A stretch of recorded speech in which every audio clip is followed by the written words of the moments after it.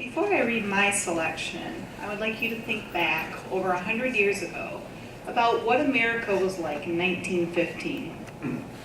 It was the Progressive Era, a period of widespread social activism and political reform focused on eliminating problems caused by industrialization, immigration, urbanization, and corruption in government.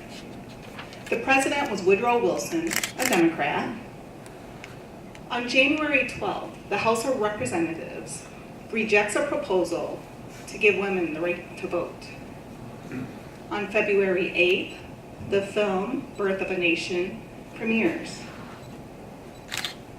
Babe Ruth hits his first career home run on May 6th. On May 7th, after 128 Americans were killed from a U-boat attack, President Woodrow Wilson insisted that America is too proud to fight in World War I, but he demanded an end to attacks on passenger ships.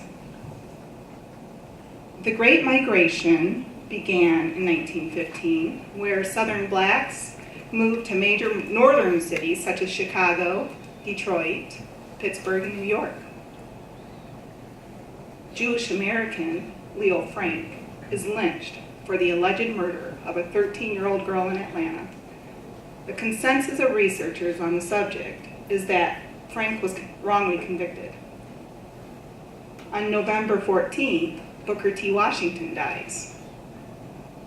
In 1915, the Women's Peace Party was organized.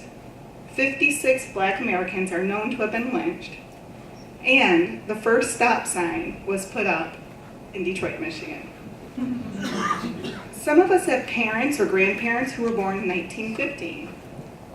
My grandmother and her 7 siblings, all fair-complected, were born within this era about 25 miles east of here in Remus, Michigan.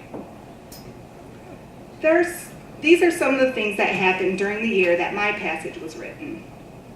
In remembering the viewpoints that people held in 1915, I hope you will perceive just how radical and forward-thinking the author of this passage was.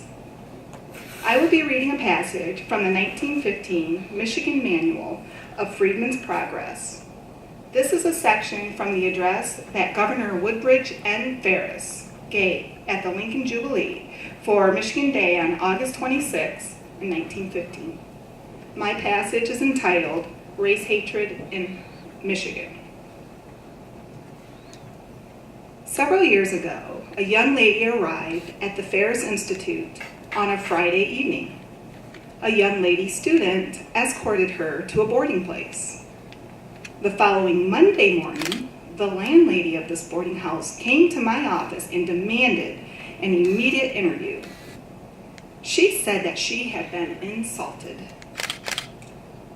She said that I had sent to her boarding house a colored girl.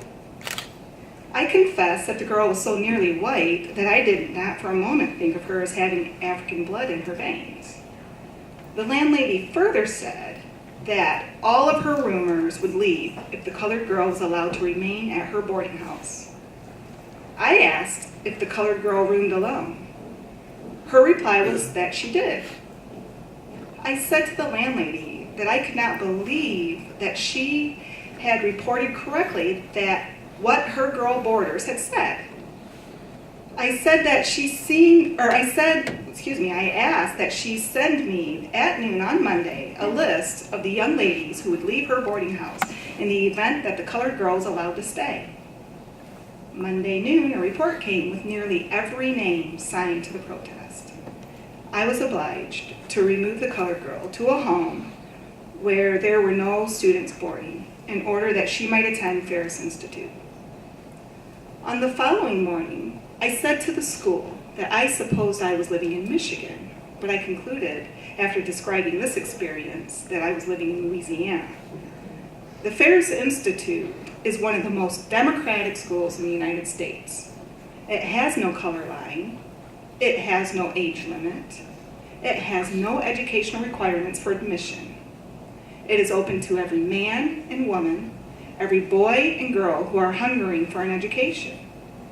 This makes the attitude of the girls of this particular boarding house all the more remarkable.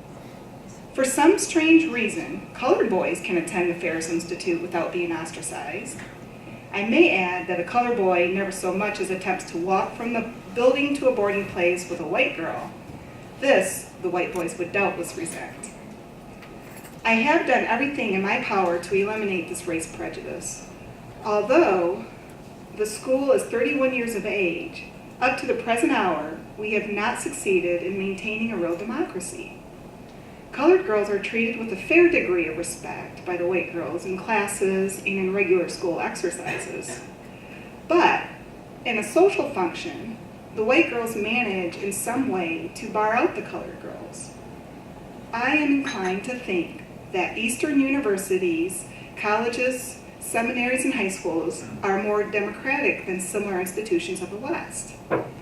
In Unity, a religious paper here in Chicago, under the date of August 19th, a letter by Jacklyn Lloyd Jones to Mrs. Ella Flagg Young, Superintendent of City Schools, appears.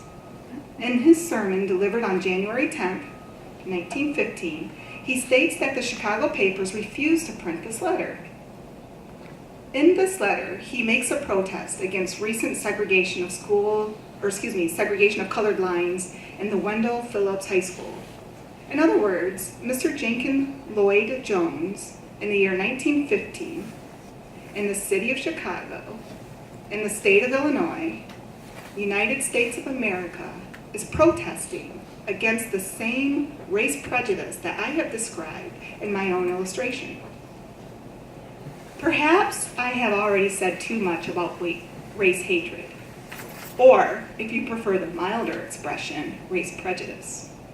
It seems to me, however, that we shall not be able to secure for Afro-Americans the educational rights, the social rights, and the political rights that they are entitled to without first eliminating, in a large measure, race hatred.